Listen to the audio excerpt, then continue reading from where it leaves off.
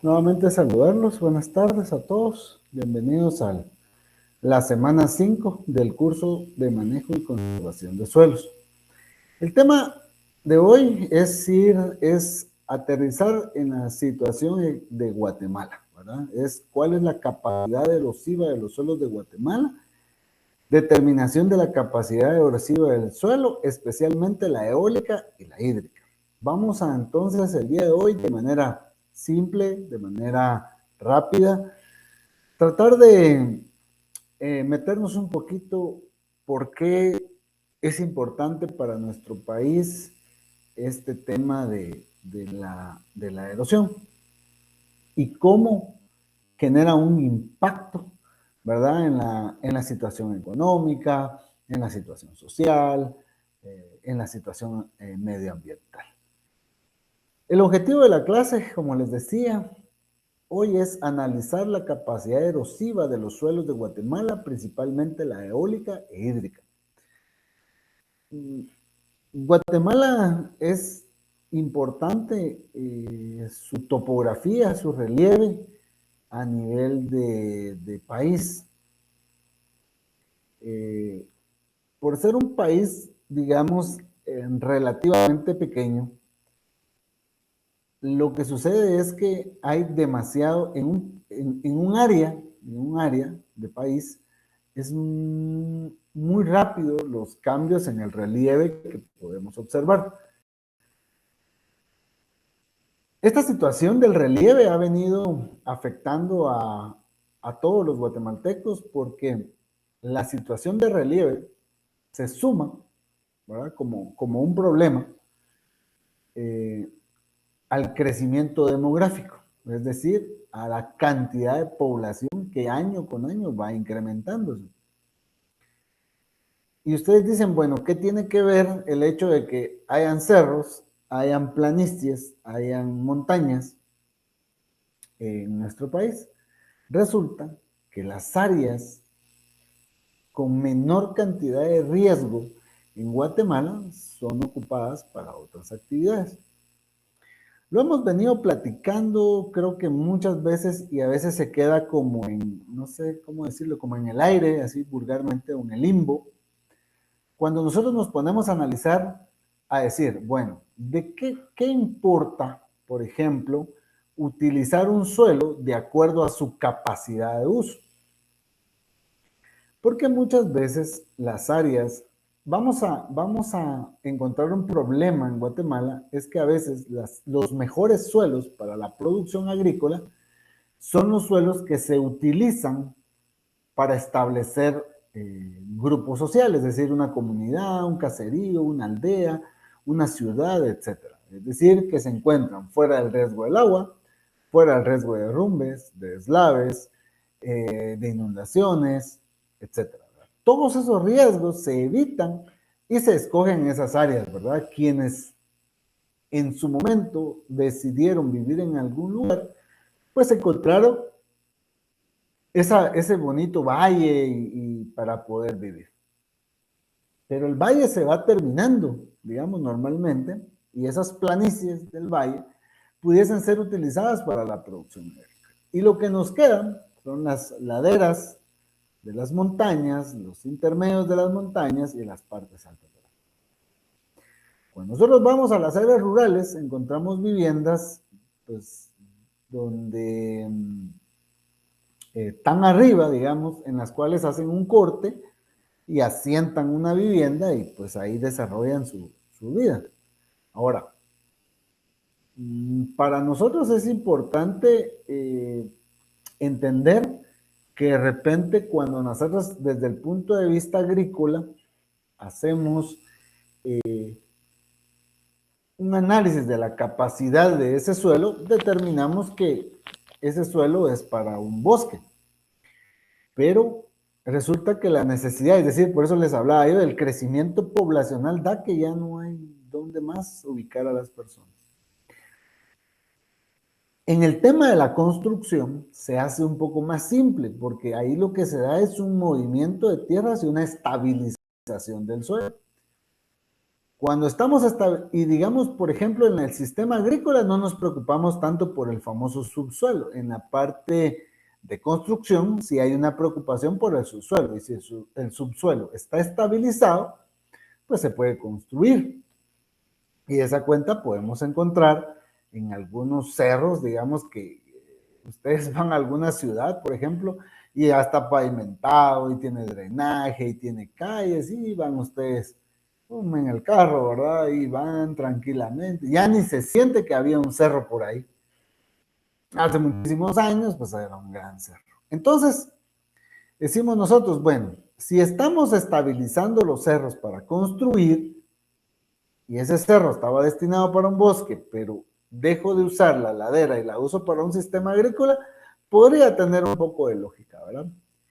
Y evitamos todo el impacto erosivo de ese suelo, digamos como buscando una alternativa. Pero eso no sucede en Guatemala. En Guatemala nos estamos quedando sin ningún área para cultivo y la población sigue creciendo de manera exponencial y por eso destruyen el bosque, los cultivos ya no producen, hay un exceso de degradación de suelo, etc. Entonces, ¿cómo esto viene a impactar a Guatemala? Es como lo más importante. Vamos a ir contando, por ejemplo, que Guatemala ha perdido 149 millones de toneladas métricas de suelo fértil debido a las erosiones. Esto quiere decir, por ejemplo, que si esos millones de toneladas métricas que se han perdido eran el suelo que estaba en la superficie destinado a una mejor producción agrícola. De esa cuenta hemos visto el uso excesivo de fertilizantes o de agroquímicos, principalmente la fertilización. En las áreas más remotas de nuestro país, en las áreas rurales, nosotros podíamos encontrar un rendimiento promedio bueno que suplía, por ejemplo, la seguridad alimentaria. En la actualidad ya se da el uso excesivo de fertilizantes o es más, no hay producción si no hay uso de fertilizantes. ¿Por qué? Porque se ha perdido toda esa capa fértil que tenía el suelo. Ya no vamos a entrar a discutir por qué se ha perdido y todo eso, sino que simplemente tenemos que estar en la sintonía de que se pierde y eso afecta las producciones de cultivos. La degradación de un 12% del suelo guatemalteco ha representado para el país centroamericano pérdidas por 16 mil millones de quetzales, es decir, 2.000 millones de dólares.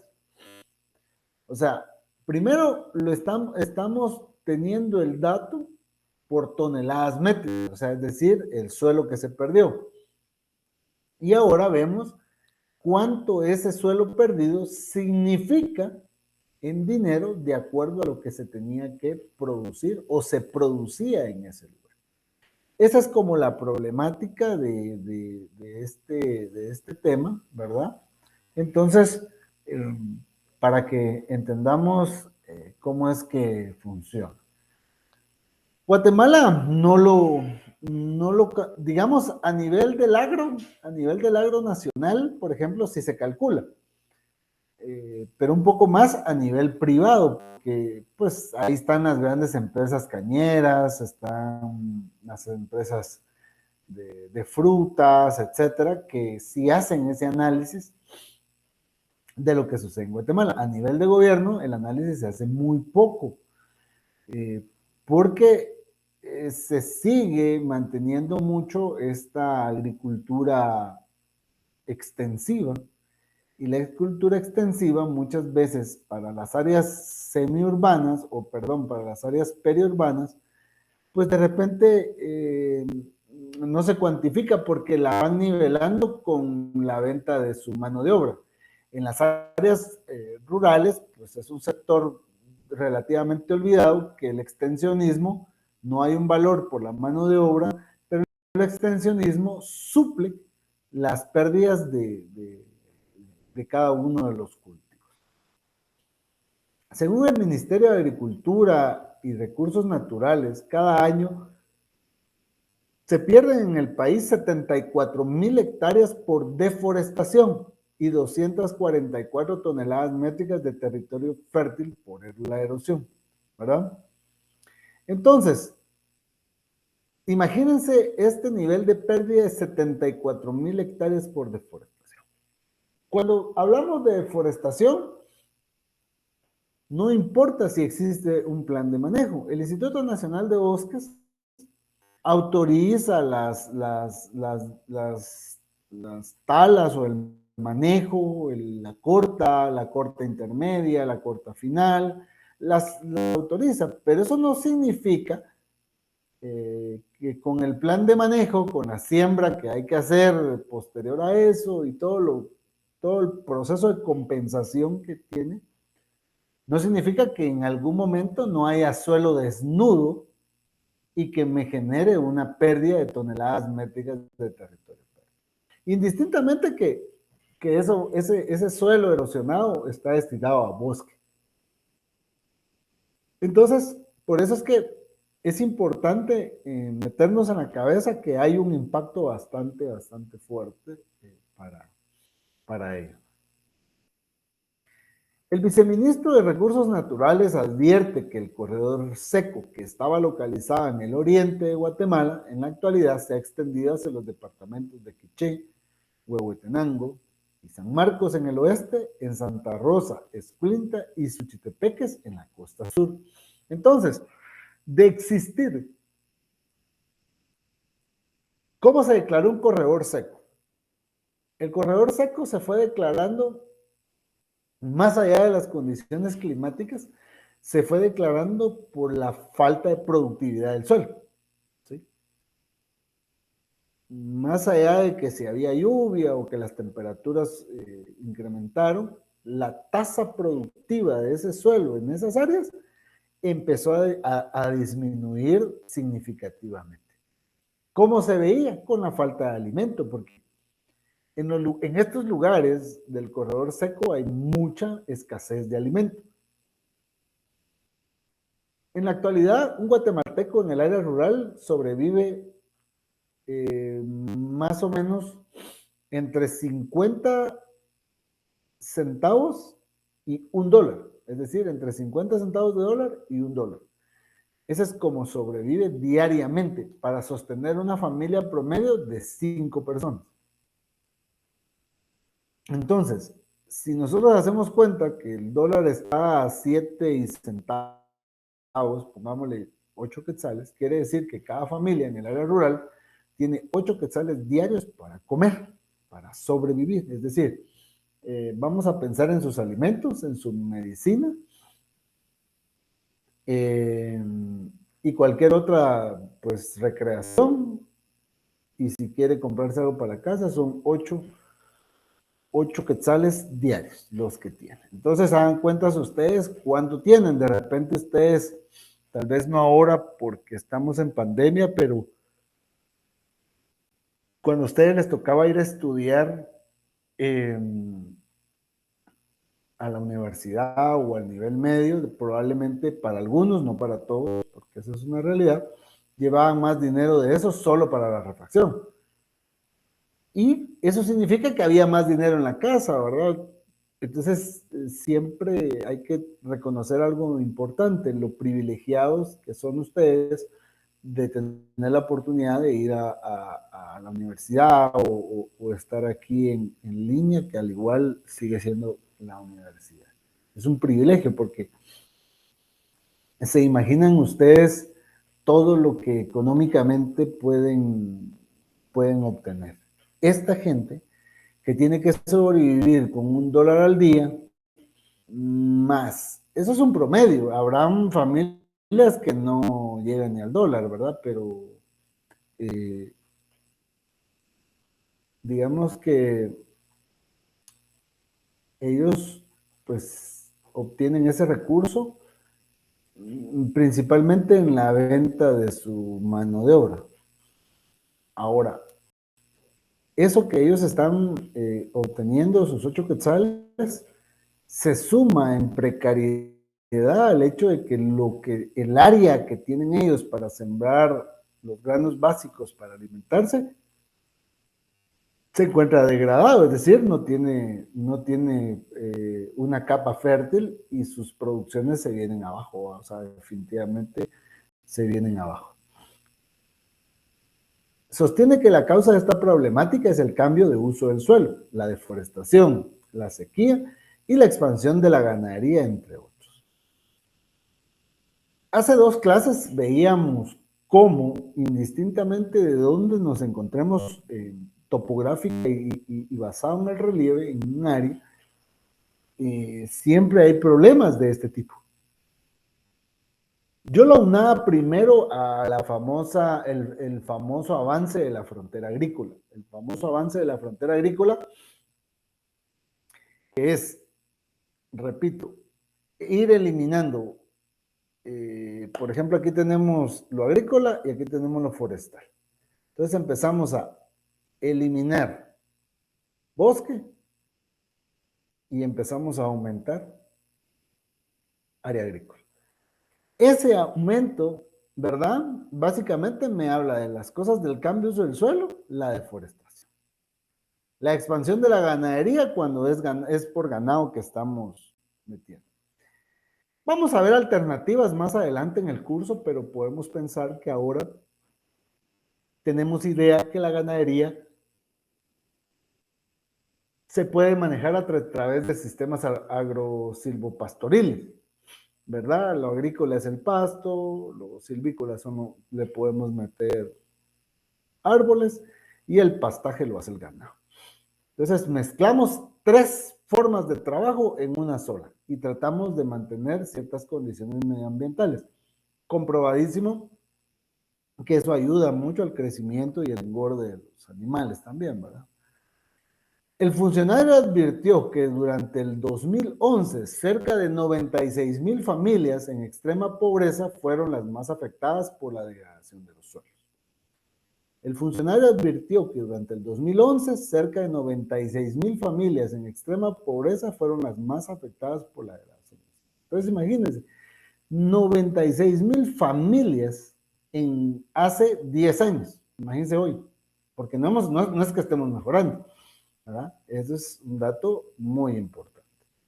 También anunció que durante el 2011 se invirtieron 22.64 millones de dólares en programas de incentivos forestales para evitar la degradación de suelos. Guatemala, yo no sé si estoy mal, pero a partir del 97, creo que 97, 98, si no estoy equivocado por ahí, empieza el programa de incentivos forestales del INAO. ¿Qué busca el programa de incentivos del INAO? Dar una ayuda a quien siembra árboles, ¿verdad? Y hace un plan de manejo de esos árboles. Entonces, eso garantiza que la cantidad que vamos extrayendo, por otro lado, se va reponiendo. Y el gobierno está garantizando que ese dinero para apoyar a esas personas se dé. Es decir, que si yo tengo mi terrenito y yo puedo entrar a un programa de incentivos forestales, yo siembro mis árboles, me da un incentivo, cumplo con un plan de manejo de ese bosque y la corta es mía, ¿verdad? El gobierno únicamente contribuyó al medio ambiente, ¿verdad? Con mantener árboles y que se conserven ciertas condiciones climáticas y que esto mejore o por lo menos aporte al manejo sostenible de nuestros recursos. Eso es básicamente lo que sucedió en los incentivos forestales. Imagínense, hace 10 años eran 22.64 millones. Considero que fue un buen logro de parte del gobierno haberse metido a este tipo de incentivos. El 51% de las tierras guatemaltecas son de vocación forestal. Hubo un presidente hace muchos años que se atrevía a decir que Guatemala era un país con tierras eminentemente forestales, ¿verdad? Sin embargo, el reconocer, el respetar, no va de la mano, ¿verdad? Porque no hemos sentado en el mejor uso del suelo. Fíjense pues, Hay países obviamente con algunos niveles de desarrollo más que el nuestro, que, por ejemplo, pensemos en el maíz, ¿verdad? Países donde no en todo el país se siembra maíz. Existen zonas productoras de maíz, ¿sí? Pero la gente entiende algo simple. Si yo estoy en un lugar donde nosotros habitamos, donde no, la producción de maíz no es tan buena, digamos, o sea, mis rendimientos no son buenos, pero si yo siembro cacao, por ejemplo, pues voy a tener mejores resultados que maíz y con mis ingresos de cacao yo puedo ir y comprarle a los productores de maíz. Considero, ¿verdad? ¿Cómo se llama? Que es mejor esa alternativa. Y eso se ha hecho en otros países. ¿Y qué es eso que les estoy explicando? Es utilizar el suelo de acuerdo a su vocación, ¿verdad? Eso es lo que lo que Guatemala tiene. Nosotros en Guatemala, en todos lados hay siembra de maíz, indistintamente si el rendimiento es bajo, promedio o, o excedentario. Todos lados hay maíz. ¿Por qué? Porque no estamos cumpliendo con hacer estudios de capacidad de uso del suelo, ¿verdad? Eh, entonces, para que lo veamos, ¿verdad? Ese cambio de uso de la tierra provoca erosión, principalmente por las lluvias, que debido a los efectos del cambio climático son de poca duración y de mayor intensidad, cuyos corrientes arrastran grandes cantidades de tierra erosionada. Ahora llueve en menor tiempo, pero con mayor intensidad. Por ejemplo, en la Alta Verapaz será un conocido como el lugar del chipichipi. Ustedes van a la Alta Verapaz y no ven chipichipi, ¿verdad? Ustedes ven torrenciales lluvias por 20 minutos, ¿verdad? Y después terminan los 20 minutos y hay sol. Y así pasa en diferentes lados. La costa sur, por ejemplo, su lluvia es bastante fuerte y a eso le sumamos las corrientes de aire, ¿verdad? Porque no encuentran nada en que topar esas corrientes de aire, ¿verdad? Entonces, eh, ¿qué impacto tiene la pérdida de suelos? Según nuestra investigación, en el país cada año se pierden entre 149 y 250 toneladas métricas de suelo cultivable. Y si a eso le ponemos un precio, Guatemala deja de percibir más de 800 millones por no cultivar, daños a infraestructura, entre otros. Pero lo que realmente preocupa es que los suelos son recursos naturales no renovables. ¿Ah?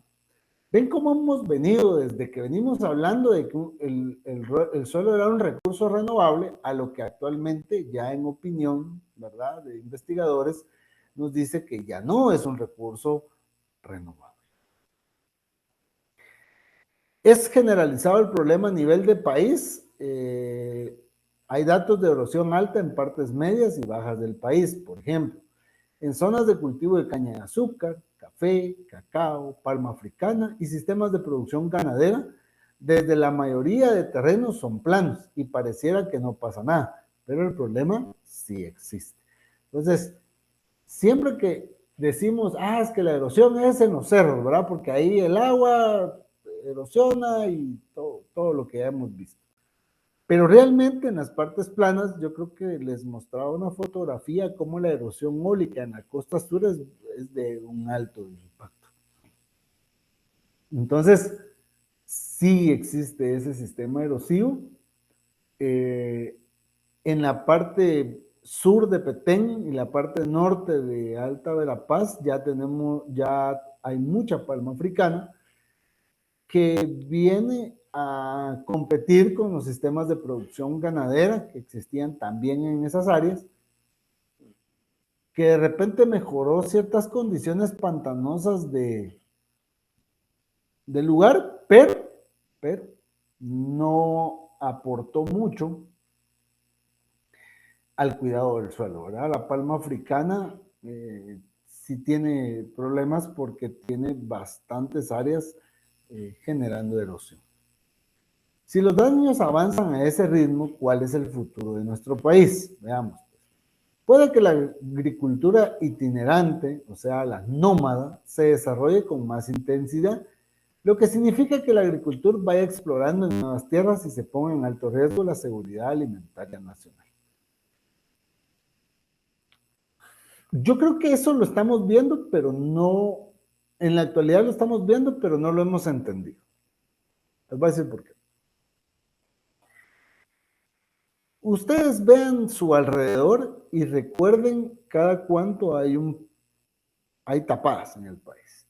Dentro de esas tapadas de país, o sea, cuando cierran calles y que están protestando por algo, muy, muy, muy por debajo dentro de los requisitos, las solicitudes o las peticiones que se están haciendo, la mayoría, pensemos que no es el Ministerio de Salud ni el Ministerio de Educación, sino son organizaciones de todo tipo que se unen, ¿verdad?, para pelear contra el gobierno, o contra una ley nueva, o contra un acuerdo nuevo, o contra algo, ¿verdad? Siempre hay un factor dentro del listado de peticiones, la tierra. Y ustedes dicen, bueno, pero ¿será que tenemos suficiente tierra para darle a todos los que salen a pedir y a pedir? Probablemente no, ¿sí? Principalmente por el crecimiento demográfico, ¿verdad? Veníamos de ser 100 y ahora somos 1.000.000 y todos quieren tierra. Bueno, está bien. Los que vivimos, por ejemplo, en las zonas urbanas decimos, es que eso es como pelean. Sí, pero porque yo ya tengo mi terrenito, ¿verdad? Y soy feliz con 10 por 10 o 10 por 8. ¿Sí? Ahí somos felices y no pasa nada. Con unas macetías y me voy a emplear porque tuve la oportunidad de ir a una escuela, de ir a un instituto y después ir a la universidad pública. Eso es diferente de pensar de una persona que vive en el área rural, que para comer necesita tener más o menos 1 a 2 manzanas de terreno, que no tuvo oportunidad de ir a la escuela, mucho menos a un instituto y pues mucho, mucho menos a una universidad. Ellos sin esas oportunidades, pues salen a buscar tierra. Bueno, miren pues, si yo estoy saliendo a buscar tierra, así, básicamente, a buscar tierra, lo que sucede es que estoy haciendo la parte nómada. Mucha de esta gente no era dueña de la tierra, pero ya vivió en algún lugar y se dio cuenta que esa tierra dejó de producir, pero ellos no saben por qué dejó de producir, ¿verdad? Porque los que están estudiando son ustedes, ellos no. Ellos simplemente saben que la producción fue bajando y bajando y bajando. Y dicen, bueno, tal vez el sol, tal vez mucha agua, etcétera. Y siempre andan viendo a qué le echan la culpa. Pero lo que sucedió es que como hubo una degradación de ese suelo, ya no produce y entonces ellos quieren nuevas tierras para volver a producir su alimento. Y esa es esta agricultura itinerante, que esta agricultura itinerante fue la agricultura que practicaron, por ejemplo, los mayas, ¿verdad? Ese era el tipo de agricultura de ellos, solo que ellos dejaban las tierras al descanso, a la recuperación. En la actualidad ya no le damos descanso a esos suelos y por lo tanto es por ello que se convirtió en un recurso no renovable. Las migraciones internas generan grandes presiones sobre los sistemas productivos, pues la gente no respeta los bosques ante la necesidad de tierras fértiles. Y eso es lo que pasa, o sea, si nosotros vamos a pensar que accedemos a darle a la gente la tierra que está pidiendo, ellos llegan a un lugar y ven que hay bosque y dicen, bueno, pues que aquí nos dieron, pero mucho problema, hay mucho árbol, no podemos sembrar, porque no hay una cultura de hacer productivo otras cosas que no sean los granos básicos. Entonces destruyen el bosque para poder sembrar. La escasez de alimentos se agudizaría porque el área agrícola se reduce permanentemente. En 1950 el área agrícola por cada habitante era entre 4 y 5 hectáreas, pero ahora es apenas de 1/4 de hectárea. Entonces, si es de 1/4 de hectárea, son más o menos como seis cuerdas por cada persona, ¿verdad? Entonces, obviamente, se empieza a trabajar agricultura intensiva.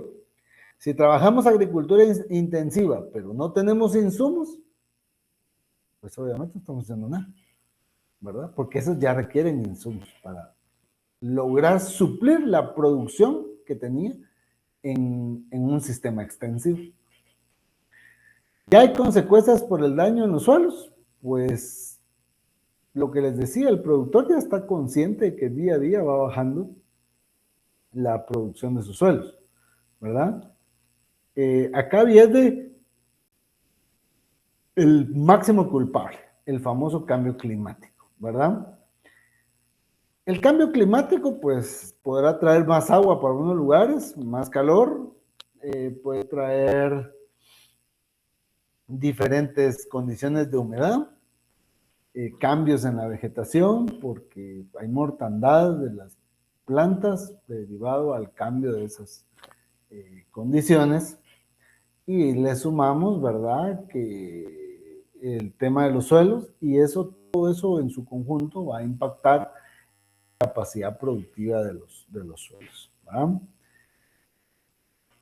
Las quemas agrícolas, que es una práctica ancestral, cultural, empírica, que cuando es para la producción agrícola, sí causa ciertos problemas al suelo, ¿verdad? Porque estamos eliminando los microorganismos que habitan en el suelo y que son parte de ese proceso de formación de suelo fértil. Entonces, no tenemos suelo fértil porque hacemos quemas agrícolas, y olvidando que en la quema agrícola se corren riesgos de incendios forestales. ¿Qué otros factores influyen en la degradación de los suelos? El monocultivo es uno de los principales porque mediante esa práctica las siembras extraen de manera permanente los mismos nutrientes de la tierra. Se recomienda poner en práctica sistemas de rotación de cultivos. Fíjense que esto, al igual que, que las quemas, son un problema similar. ¿Por qué? Porque monocultivo es el maíz. Ustedes hay áreas donde lo que ven es maíz, maíz, maíz, maíz, maíz, maíz por todos lados. ¿Sí? Es también un monocultivo. El problema es que no hay rotación de cultivos.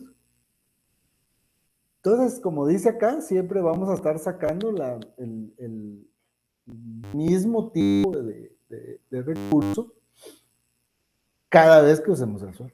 Siempre vamos a estar ahí. Pensamos que del 100%, digamos que el suelo tiene el 100% de nitrógeno, fósforo y potasio. A la siembra de maíz necesitamos el 50 de nitrógeno, el 25 de fósforo y un 20 de potasio. Pero no aplico nada, simplemente lo dejo ahí. En la siguiente, del 50% que había, solo me quedan 50 y voy a necesitar los 50 para esa siembra. Del otro que usé 25 me quedan 75, vuelvo a usar 25 y me quedan 50. Del potasio, usé 20, me quedan 80, vuelvo a usar 20, me quedan 60. Entonces, ¿qué pasa? Que ya por la tercera, cuarta, quinta siembra y las demás que vengan, pues ya no hay nutrientes para esos cultivos. ¿Qué áreas afectan más en nuestro país? En Huehuetenango hay una tasa de erosión de 183 toneladas de pérdida de suelo por hectárea al año. Seguido por Izabal, que son 129.23 toneladas.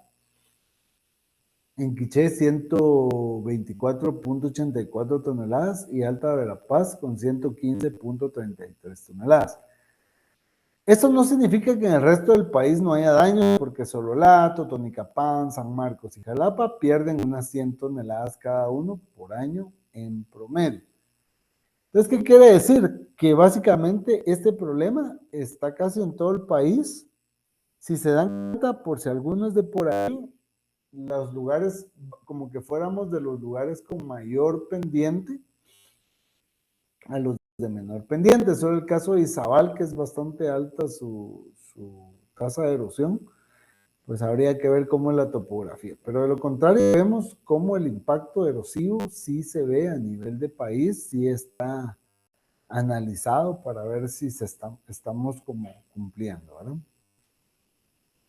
¿Es posible detener todo esto de lo que hemos hablado el día de hoy? Pues la pérdida de suelo es muy alta, ¿verdad? En el contexto de países latinoamericanos, Guatemala es uno de los que tiene una de las mayores tasas de erosión de suelo agrícola. Nunca es tarde para emprender acciones para resolver el problema, pero hay que hacerlo ya. Y por eso instamos al Congreso para que se apruebe la ley. Debe haber una alianza estratégica en diversos sectores sociales y de la iniciativa, ¿verdad? Se ha hablado. ¿Por qué? Porque a nivel legal se tiene que hacer algo, ¿verdad? Con el uso del suelo, con el tema de la capacidad de uso del suelo. O sea, empezar a hacer las cosas correctamente. Eso es lo que necesitamos que se cumpla. Pues nos conocemos, somos guatemaltecos y sabemos que si no lo hacemos de una manera legal, pues o implementamos una ley donde exista un monitoreo del uso del suelo, por ejemplo, lo que pasa con un área protegida, pues, o sea, el que intenta hacer algo en contra del área protegida, pues es sancionado y creo que hay cárcel.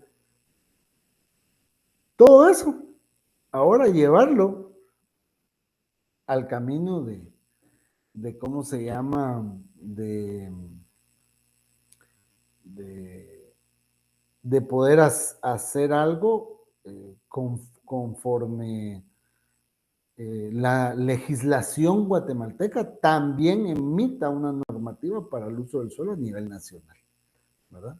Probablemente ahí se pudiera trabajar en sectores, ¿verdad? Pues si en Guatemala hay un área de mayor productividad de hortalizas, pues ellos producen hortalizas, y si en el área de Izabal no se puede producir hortalizas, pues no. Otra cosa se producirá y tendremos un país diverso en zonas productoras, haciendo un mejor uso del suelo, considerando también que las áreas constructivas. Fíjense que cada vez a la gente le sale más caro construir, porque cada vez hay que hacer más trabajos de preparación del suelo y del subsuelo antes de iniciar una construcción. Entonces, ¿por qué? Porque les decía, hay que estabilizar primero el suelo para saber si va a quedar bien la construcción. Muchos cuando, por ejemplo, ahorita se me olvidó el nombre del puente, pero hay un puente que creo que es el de los esclavos, que fue construido hace muchísimos años, que llueve, hay inundaciones, hay de todo, y ese puente sigue intacto. Y muchos de los puentes nuevos, no. Lo que sucede es que el costo de estabilización del suelo y todo es muy alto, porque son suelos totalmente dañados, que hay que trabajarlos mucho para poderlos dejar bien para iniciar la construcción. Y a veces esos son los costos que nadie quiere recurrir. Entonces lo que pasa es de que pues, un pequeño fenómeno natural y se arruina. Con la erosión de suelos también se pierde el carbono acumulado, y cuando la tierra se lava por la lluvia, este se dispara a la atmósfera, con lo que contribuimos con la emisión de gases de efecto invernadero. ¿Cómo se puede observar en la figura 24? Esta que tenemos aquí, tenemos la variación de las cantidades de suelo erosionado y la precipitación en la microcuenca de los Sujuyes. Esto quise hacerlo como un ejemplo, ¿verdad? Lo que está en azul es la precipitación pluvial en milímetros. Por ejemplo, aquí llovió más, miren, casi los 1200 milímetros, ¿verdad? Y el suelo erosionado en toneladas por hectárea, donde hay caña, miren cuánto se erosiona, ¿verdad? A mayor lluvia, menor erosión. Donde hay hule, hay mayor erosión cuando hay mayor cantidad de agua, ¿verdad? Así es como se ve, ¿verdad? El suelo erosionado en las parcelas bajo cobertura de caña de azúcar difiere considerablemente. Esto debido a que en estas existe una diferencia dependiente. Caña con 12% y caña con 9.5% de pendiente. Además, la época de siembra y los números de cortes en los lotes son distintos. En el mes de julio, la tasa de erosión de la parcela de eucalipto es mayor que la tasa de erosión de la parcela de caña. Esto se debe principalmente a que a finales del mes de junio se realizó una aplicación de herbicida como manejo de malezas, lo que influyó en lo que el sotobosque desapareciera, permitiendo el impacto de las gotas de lluvia fuese mayor y por lo tanto provocara aumento en la erosión. Entonces aquí miren, en la caña 2, aumenta la erosión, cae agua, ¿verdad? Pero significa que dejamos el famoso sotobosque. El sotobosque es como el tamaño de la grama, todas las plantitas que estén a esa altura es nuestro sotobosque dentro de un bosque, ¿verdad? Aquí tenemos el comportamiento de la erosión hídrica en el cultivo de caña de azúcar, relación erosión, fenología y precipitación. Miren pues, la precipitación son las columnas, ¿verdad? Y la caña es el verde y el rojo. En la época de macollamiento, ¿verdad? Hay mayor erosión porque ocupa menos espacio.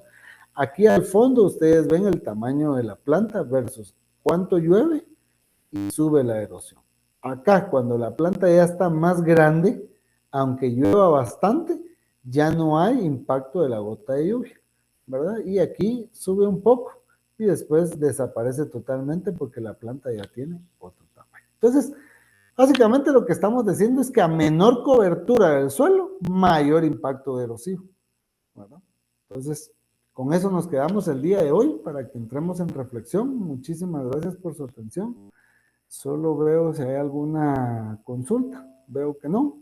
Así que, jóvenes, es un gusto haberlos saludado. Que tengan un excelente día. Y nos vemos primero Dios dentro de 15 días. No lo sé todavía, no han dado calendario de evaluaciones. Pero esta es la semana 5. Entonces, en la primera evaluación, solo entra lo visto hasta el día de hoy, ¿verdad? Así que muchísimas gracias y bendiciones.